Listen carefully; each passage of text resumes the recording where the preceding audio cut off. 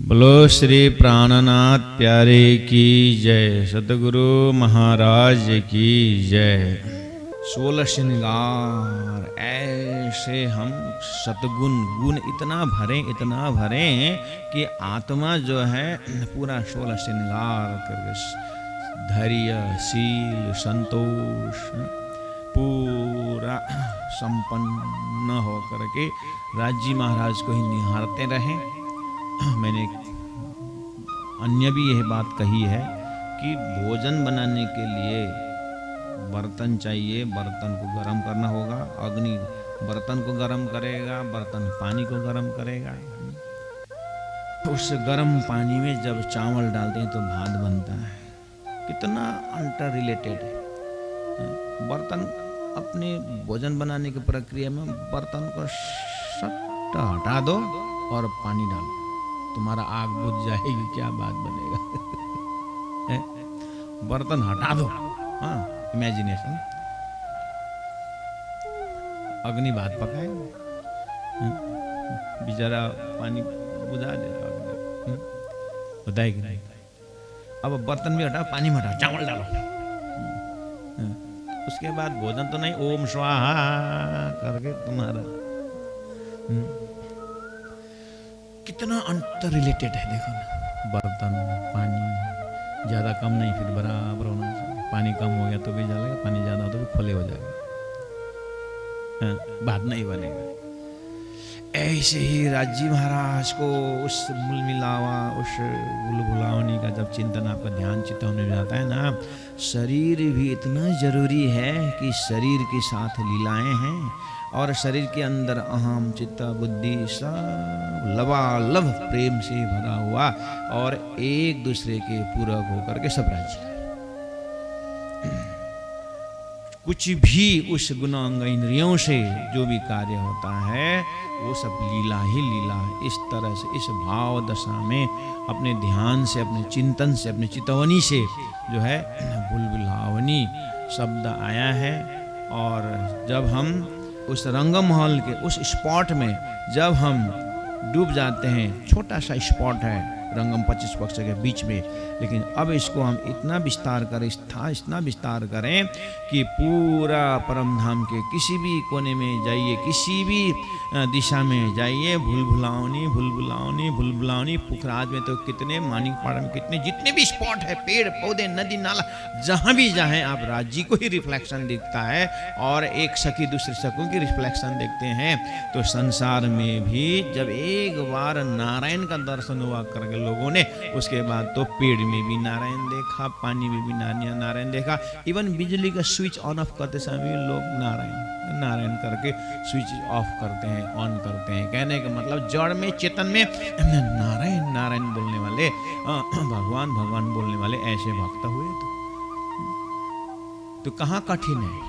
बस तारतम आपके पास, हमारे पास तारतम क्या बोल रहा है, बस इस तरह से भगवान का नाम उच्चारण होना स्वप्निक जगत में, स्वप्निक ब्रह्म को सृष्टि सनातन के अंदर ये एक सनातन विचार है। लेकिन जब तक सृष्टि है तब तक की ये सनातन विचार है। ये संकेत है कि अक्षरातीत परब्रह्म परमात्मा को पल पल रग रग में जो है दिव्य परम धाम, चैतन्यमय धाम का इतना सुंदर परम धाम रिफ्लेक्शन है।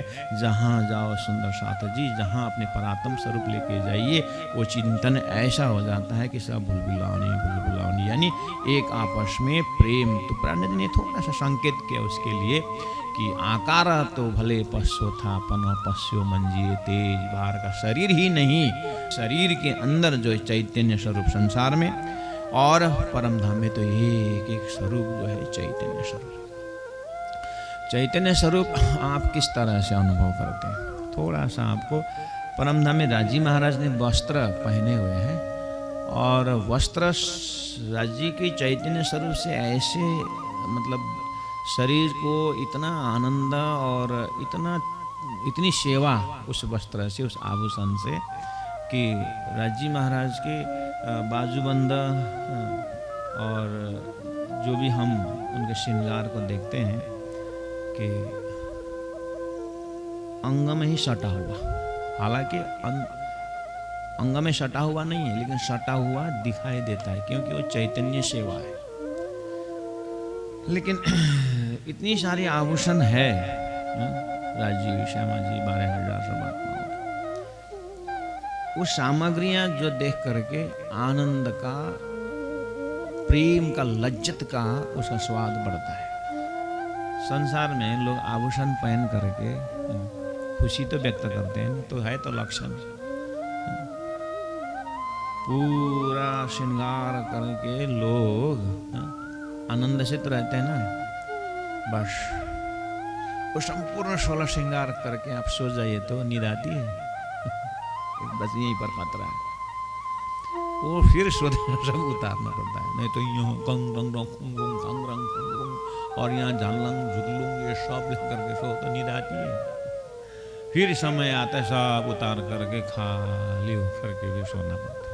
परम नमी ये समस्या नहीं, बस ये फर्क चैतन्य और जड़ का श्रृंगार और चैतन्य श्रृंगार में ये फर्क है। तो कैसा होगा शरीर में सटा हुआ, शरीर में एकदम श्रृंगार, चैतन्य कैसे होगा? आपको उदाहरण दूं, आपके हथेली में रेखाएं हैं, ये रेखाएं कि नहीं? रेखाएं दिखता है ना, तो दिखता है कि नहीं दिखता है? दिखता है। तो फिर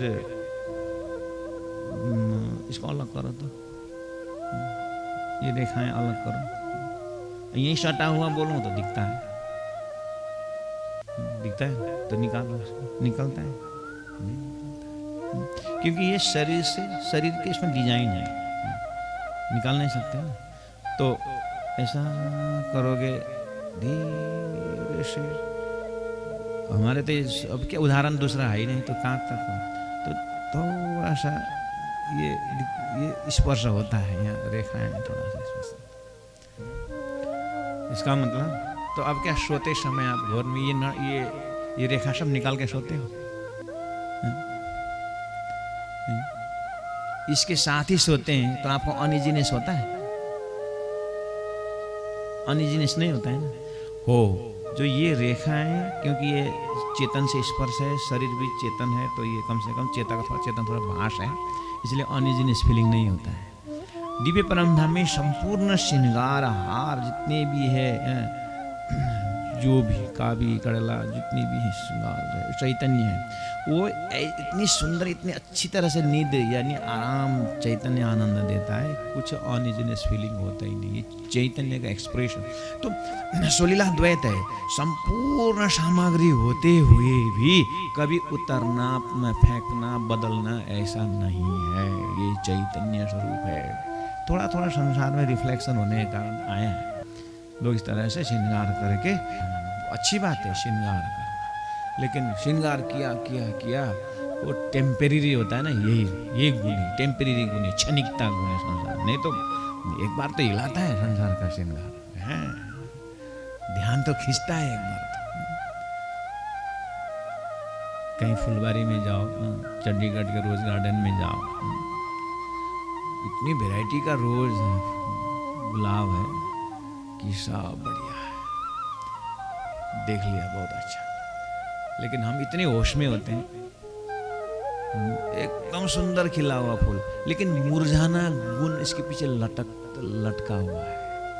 घर बहुत सुंदर, इसके पीछे रिपेयरिंग लटका हुआ रहता है, टूटने का गुण रहता है। समझ में आया?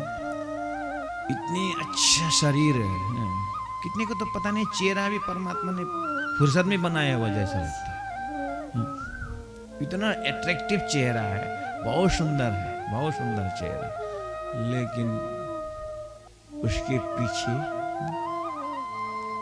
एक गुण लटका हुआ है, जो गुण जो है क्षणिकता के गुण है, मुरझाने वाला गुण है, उसके पीछे जड़ लटका हुआ रहता है। ये गुण परमधाम में नहीं है। जितनी भी सामग्री श्री ब्रह्म चैतन्य में जितनी भी है ना, उसके पीछे काल नहीं लटका हुआ है, उसके पीछे अखंडता लटका हुआ है, और नित नित नवले रंग है, नित नित नवले रंग, नया नया, बस ये गुण संसार में भी है, नित नित नवले रंग। संसार में अगर ये नित्य नित्य नौले रंग नहीं होता, आप विचार करो, अपने बाल लीला, अभी तक बाल लीला में बैठे रहते, 5 वर्ष का 5 साल का 5 साल ही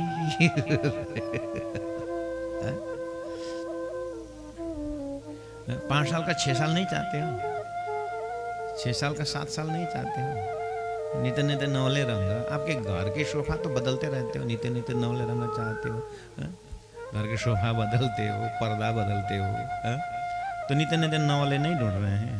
तो ये गुण कहाँ से आए?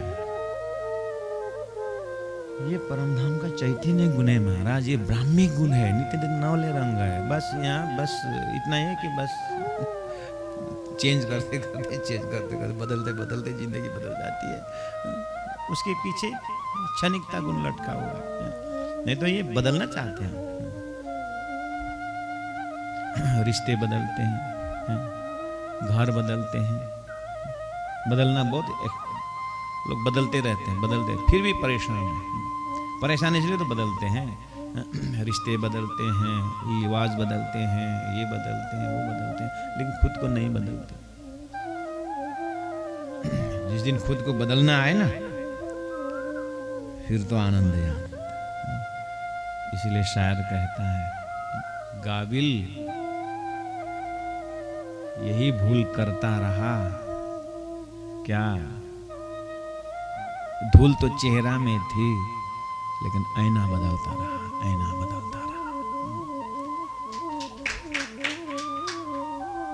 ये जो परमात्मा ने दिया हुआ जो व्यवहारिक ज्ञान, हम रंगमहल को, आनंद के महल, उसमें खड़े होकर के अपने समझ की दूसरी भूमि में जैसे हम पहुँचे, तो दूसरी भूमि में समझ में आए तो घर से ही शुरू हुआ है। घर के अपने परिवार में अपना ही देख करके भूले हुए हैं, तो थोड़ा सा बाहर आकर समाज को अपना मान करके सेवा भाव चल रहा है। ऐसे करके संस्कृति अपना मान कर अपने संस्कृति के लिए जुगाड़ करना ये भूले हुए हैं। ऐसे कि कोई देश के पैट्रियोटिक सॉन्ग, एकदम देशभक्ति, देश गीत और देश की सेवा अपना मान करके भूले हुए हैं। ऐसे करते करते शास्त्रों ने 14 लोग की अपना वसुधैव कुटुंबकम सबको अपना मान करके भूले हैं, सब में भगवान का दर्शन करके भूले हुए हैं। तो ऐसे करते करते भगवान तक पहुंचना भूलना नहीं, ट्रैक वही है, लेकिन भगवान को प्राप्त करते हैं।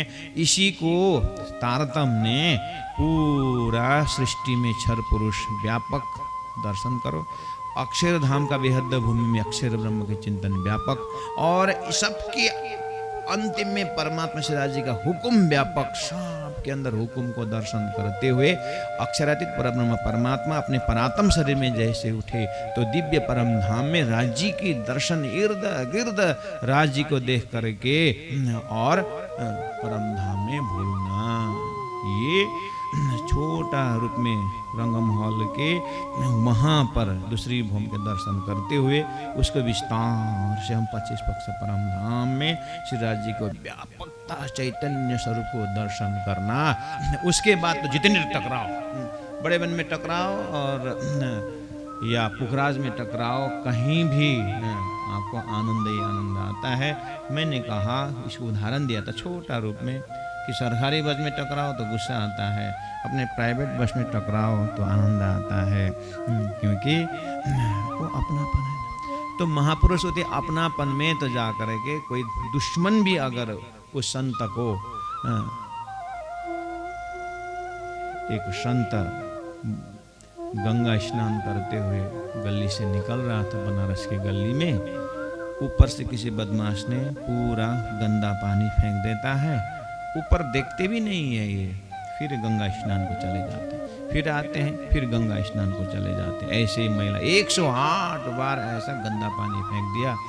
आखिर में तो वो जो पानी फेंकने वाला भी थक गया, नीचे उतरा और साष्टांग प्रणाम करते हुए कहा कि हे महात्मा जी, वो आपको तकलीफ देने वाला गंदा पानी फेंकने वाला मैं था, मुझे जो सजा ही देना हो दीजिए, मैंने बहुत अभद्र व्यवहार किया, तो तो महात्मा बोलते अच्छे आप ही हो क्या, बहुत बहुत धन्यवाद। उसने उल्टा साष्टांग प्रणाम किया। बोलते कि कब से मैं 108 बार गंगा स्नान करूं, सोचता था बनता नहीं था, सोचता था बनता नहीं था, आज तुम्हारी कृपा से हमने 108 बार गंगा स्नान किया। प्राणनाथ प्यारे की जय। इतनी महान विशाल बुद्धि, तो धरती में ही लोग एक आपस में अपने साधना के उसमें वो उदाहरण है ना कि भिखारी ने रोटी बनाया, कुत्ता आकर के रोटी लेके गया और सज्जन ने कहा कि कुत्ते के पीछे भी क्यों भागते हो, रोटी तो हम बना के दे देंगे। तो महात्मा बोलते हैं सज्जन तुम्हारा बात मुझे समझ में नहीं आ रही है, भगवान आकर के रोटी लेके गया, उस रोटी में घी नहीं लगा, इसलिए घी लगाने के लिए मैं डब्बा घी लेके जा रहा हूँ। ऐसे महान। तो जब यहाँ लोग ध्यान धारणा से शास्त्रों से सहारा लेकर के भगवान नारायण को व्यापकता को देख करके एक एक जीव के अंदर, एक एक शरीर के अंदर जो है भगवान को दर्शन कर रहे हैं प्यारे सुंदरराज जी। हम तो श्री राज जी महाराज की अंगना और हमें चैतन्य भूमि दे रखा है, और उस भूमि के अंदर श्री राज जी को दर्शन करके भूलना कितना आनंद आता है। वो भूलना ही शब्द भले ही यूज हो, लेकिन राज जी के अंदर जागना है। ऐसा भाव से हम दूसरी मंजिल में चढ़ जाएं, अपने समझ के दूसरी मंजिल में, तो सभी सुंदर साथ के अंदर राज जी का दर्शन करें। अब चलते हैं तीसरी भूमि। तीसरी भूमि की विशेषता है पड़साल।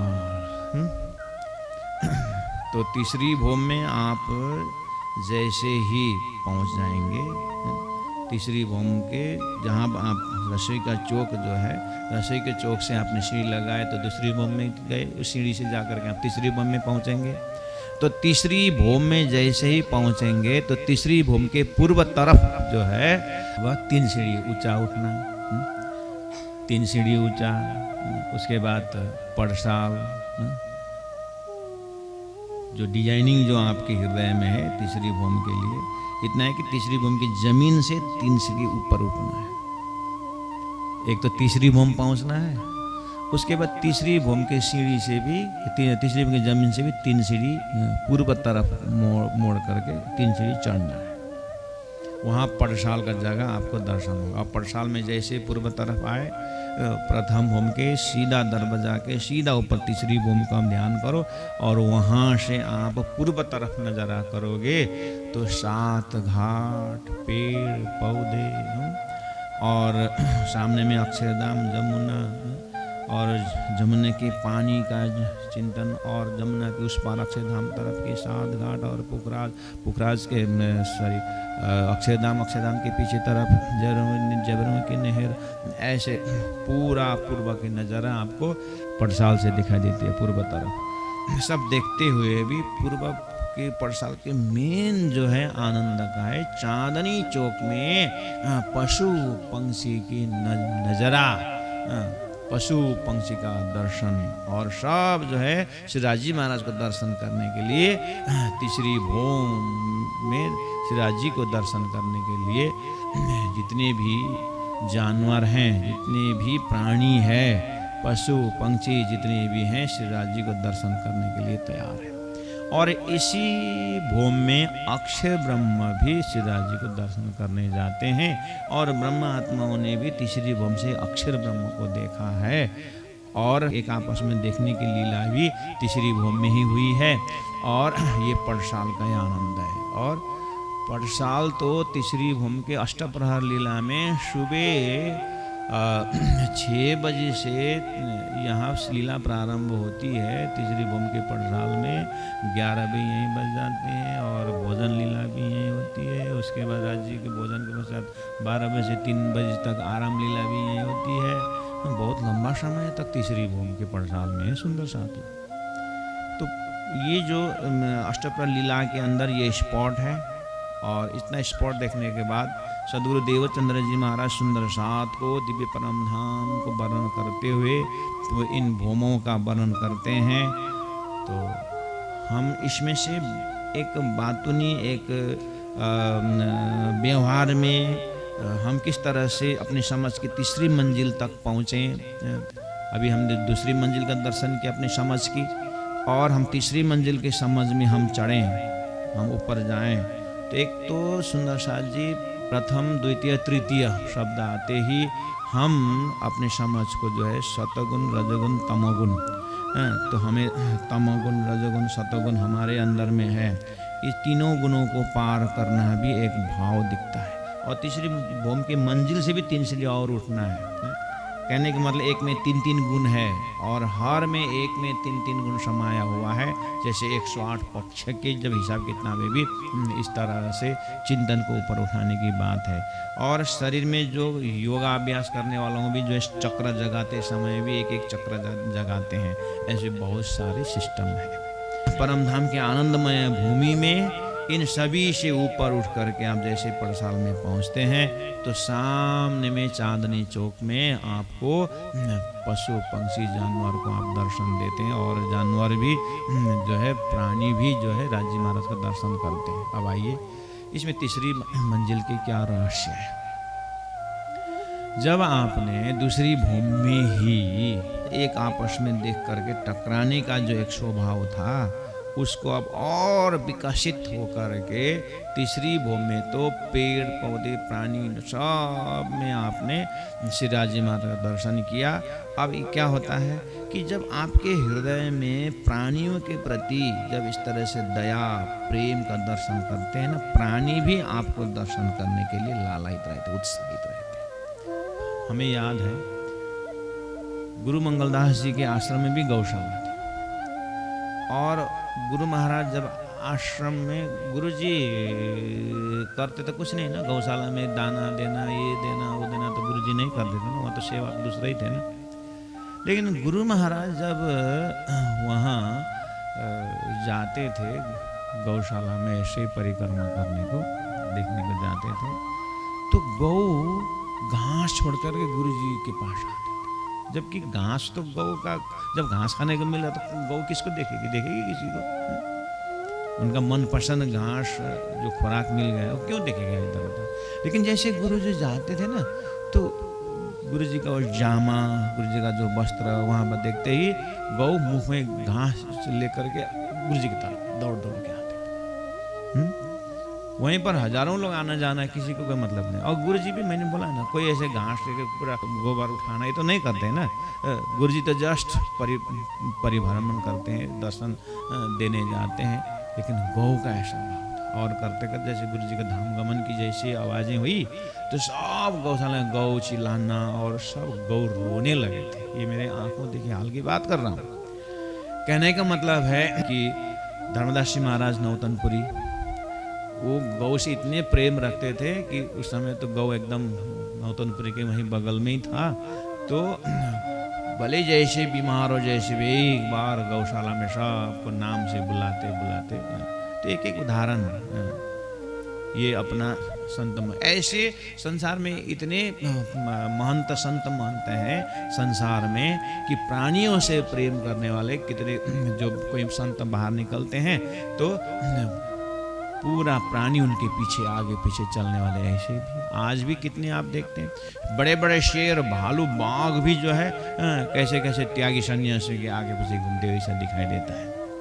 कहने का मतलब है कि ये एक संसार में लक्षण है कि परमात्मा ने किसी संतों से क्या सिखाया है, किसी संतों ने क्या सिखाया है, सब परमात्मा को शिक्षा दे रहे हैं। तो ये सब शिक्षा का सार क्या है, सबकी परात्म जो है सभी प्राणियों के परात्म वो परमधाम का ही है।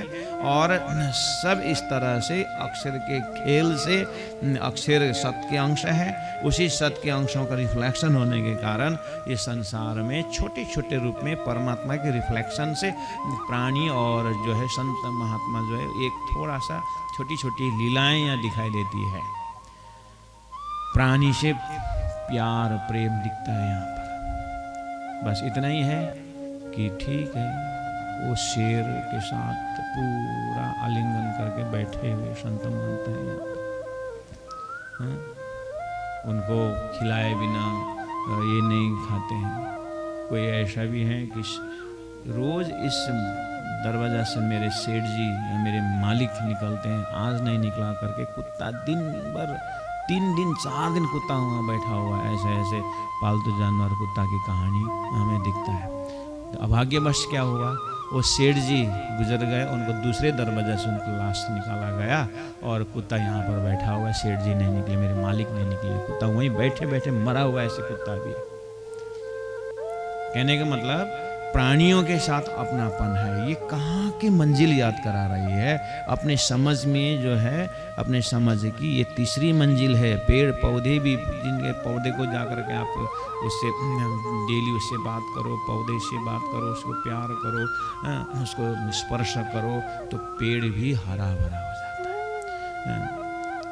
आजकल लगाते हैं ना लोग वृक्षारोपण, करते कि नहीं करते, बड़े बड़े हस्ती लोग, हमारे भी कितने संत लोग पेड़ पौधे लगाते हैं, बहुत आनंद आता है। तब तक लगाते जब तक कैमरा सामने में है, तब तक लगाते।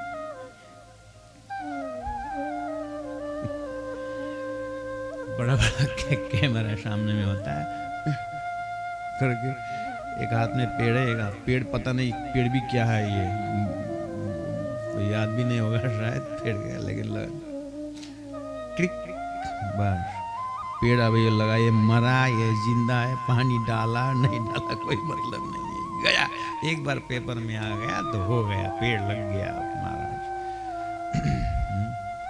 वृक्षारोपण, पशुपालन लक्षण है, समझ में आया।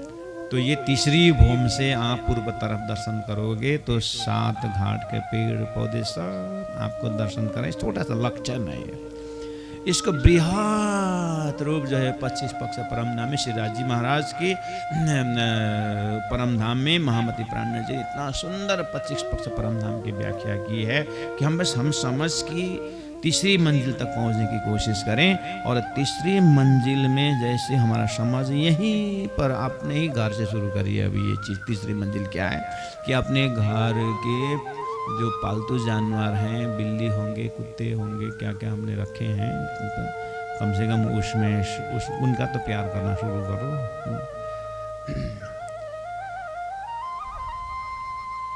सर्वे भवन्तु सुखिनः, सर्वे सन्तु निरामया, सर्वे भवन्तु, सभी सुखी हो रहें। कितना सुंदर मंत्र है, ऋषियों ने दिया हुआ। ये कहाँ का लक्षण है, कहाँ संकेत कर रहे हैं, कहाँ का भाव उतारने की कोशिश किया जा रहा है। आखिर ऋषि के अंदर से भी तो परमात्मा का ही तो वचन है। तो सर्वे भवन्तु सुखिनः में सभी को जोड़ो, दिव्य परम धाम में सभी सुंदर दर्शन। तो ये छोटा छोटा अंश में संसार में अनुभव मिलता है, लेकिन वही दुख की बात है। यहाँ के कुत्ता को हम प्यार भी करते हैं, कुत्ता भी प्यार करता है, लेकिन जब पागल हो जाएगा ना फिर काटेगा। ये गुण संसार का परमधाम में नहीं है।